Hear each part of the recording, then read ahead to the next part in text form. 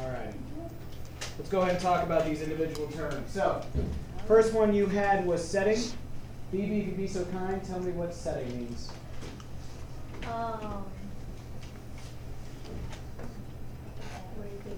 Where it takes place. Not just where, but also what, Aaron? When. Correct.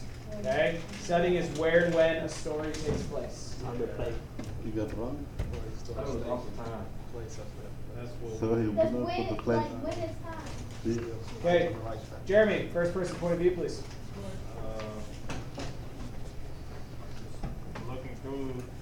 Looking at the story through the character's eyes. Yes. Okay? Essentially, and Jeremy's absolutely correct, the character in the story is telling the story. Now, if you have something like that, but not identical, that's okay. Okay, I'm just giving you the basic definition. If you have something that works better for you, that's fine. But a character in the story tells the story. Can I see this one? But it's not you, there's still a persona. So persona telling the story to other. The persona is telling it, not you. What about when I said when the narrator in the story tells the story? Fine. Second person point of view, Sarah. It's hard to explain. Try. Okay, so it's like, anyway, somebody else is telling the story or something? Or is that third person?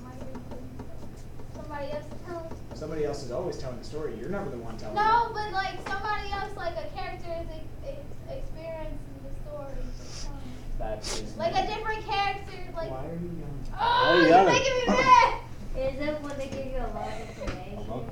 Has nothing to do with the amount of I don't information. know. Sorry, you're making me mad. I don't. It's Back what to yourself. Like Ishmael handle it. When the character is telling a story about when the character is telling a story to the other person. Closer, but not quite. Timmy. I tried. I know what third person me say. is. Timmy. I said list. Okay, oftentimes we see second person used in lists, but that's not what second person is. Locke? When like first person can directly come to you and say that to you. Very close.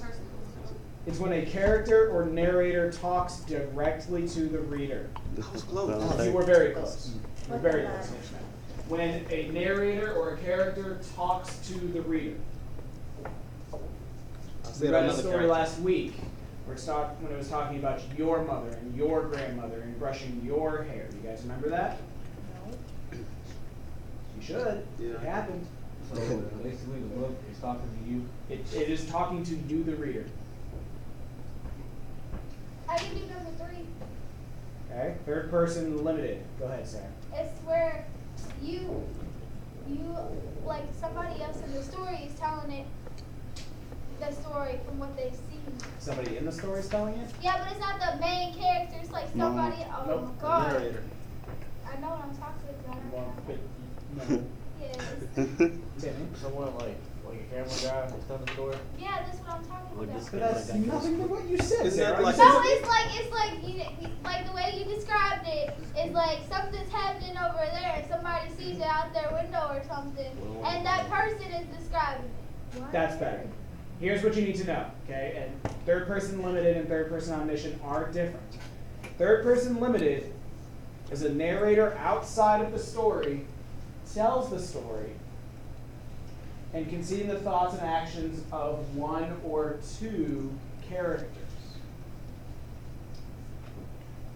When we talk about third person limited, the narrator can see the thoughts and actions of one or two characters, Can what? What is that word? I can't hear.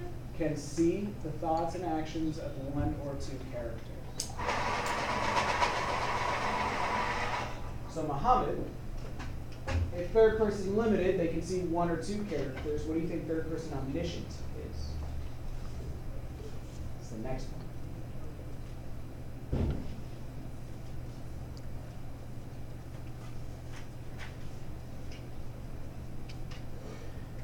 The author tells directly. What? The I swear to author God, directly I ain't have tells that out. character. Honest to God, I don't even have that. Did I have my phone out? Very close. The narrator outside of the story can see the thoughts and actions of all characters. So limited, they are limited. Omniscient, they are godlike. They're overarching. You can see them all.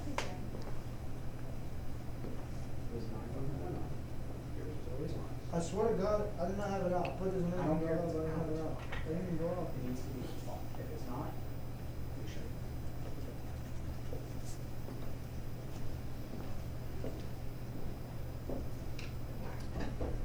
So, limited, they can only see the thoughts and actions of one or two characters. Omniscient, they can see thoughts and actions of all characters.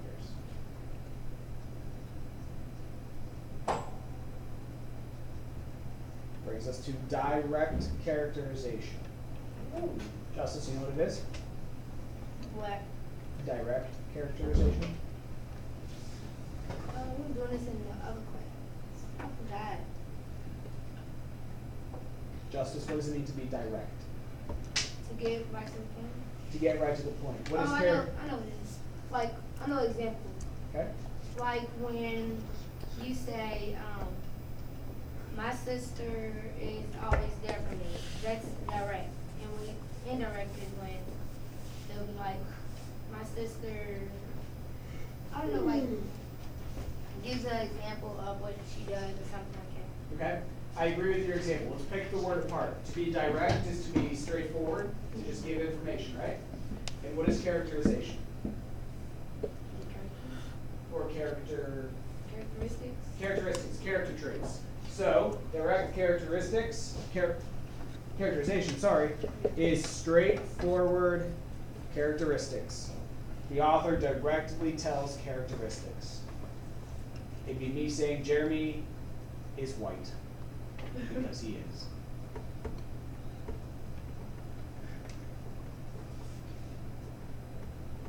So that's direct characterization. Ashley, what do you think indirect is? Lying. The author hints around to the characteristics. Essentially, that's absolutely correct. The author hints at the characteristics, or makes it so that you have to infer those characteristics. I can say Shamsa is nice, or I can talk about all the things she does and says and thinks that show she's nice, even though she comes in and insults me every day at the beginning of class. Today was people, you're old and old people lie. That's what today was. That was what? Shamsa came in and said, Mr. Klein, you're old and old people lie. So I'm both old and a liar. I did not say that. You so did. Flat characters. Flat characters. Kendler, do you know what a flat character is? Very good, no good. No? Carlos? Isla? Bibi? Oh. Flat character? Is it non-important? I don't know. In some ways, they're less important than other characters, but they're that way for a reason, Sarah. That is the indirect part of the story. Like, they don't have much told about them. Like, Just stop there. Just stop there. There's not much told about them. They aren't fully developed. They're there, but they're kind of just holding space. There's not a lot going on with them. What do you mean by that? If there's a character who is in the story but doesn't change a lot, we know some things about him but not a lot of other things, and he's just kind of there, that's a flat character. He's not fully developed. It's almost like he's half a human being. can you give us an example? 'Cause, Something we Not the read. example. no, like in general, like, Would it be like anything, like, Okay, how about would it be this? like So, if like- the story's about like a person, like say the story's about me and then the teacher's saying something to me, like we don't talk about the teacher but the teacher's in the story. Sort of. If I use a Family Guy reference, will that make sense? yeah. Okay. Family Guy, the entire Griffin family are well developed. They are whole characters. We see everything about them, yeah? Yeah. If you go and then say look at when Cleveland was still part of the show, okay? Cleveland was there for really two purposes: for Peter to go drinking with, and for him to be in his bathtub and getting knocked out of his house. Otherwise, what did Cleveland really do? Nothing. He Okay? was just his friend. He was just his friend. There wasn't much about him. He just kind of served one purpose. Does that make more sense? So is that like the guy in the wheelchair too, and everybody else? Yeah, Quagmire has a bit of a bigger role. So does this guy's in the wheelchair's name? Joe. Joe. You know, they have a bit of a bigger role. And especially with Joe, like we learn why he's in the wheelchair. He's a police officer. Cleveland, it was like Cleveland showed up when they were all at the bar. So you mean like a character like what's it called? Like it's not like the story says about me, you, and then like Sarah just jumps in out of nowhere, so she's a flat character. Something like that, right? Something like that. Yeah. Okay, I got it. I understand. All right, next one. Now that we are totally off topic. Yeah. Dynamic characters. Dynamic. Anybody know what dynamic is? Dynamic character. Develop. They are often developed, but that's actually not what a dynamic character is. What do you mean by that? Character that changes thought, the story. Yeah, Oh, perfect. Character that changes thought. Characters that change through the story. They grow, they change, they develop, they start one way and they end another. This one. And that brings us to fables. Now, fables is something we haven't talked a whole lot about. Fable. Does anybody actually know what it is? It's never smooth Karen? and good. Smooth and good. Non-realistic, wholly mythical story. The do-up. Yes, I agree that it is fairly unrealistic. I agree there's some mythology behind it, but there's two things about it that we need to make sure we hit. So, Shamsa, what do you have? Uses animals for teaching a lesson. Correct. Where'd you get it from? Nope. Said none of your business. Fables. Stories usually using animals that teach a lesson. Oh. Did I? Oh my goodness, I did. I did spell stories Go wrong. back to second grade, Mr. Klein. I should. I told you. Everybody makes I knew that looked weird. I know. And you guys are the first group to catch it all day. So, stories usually usually involving animals as characters teaching a lesson. What the heck? Woo! Okay, where's my pencil? All right. Using animals.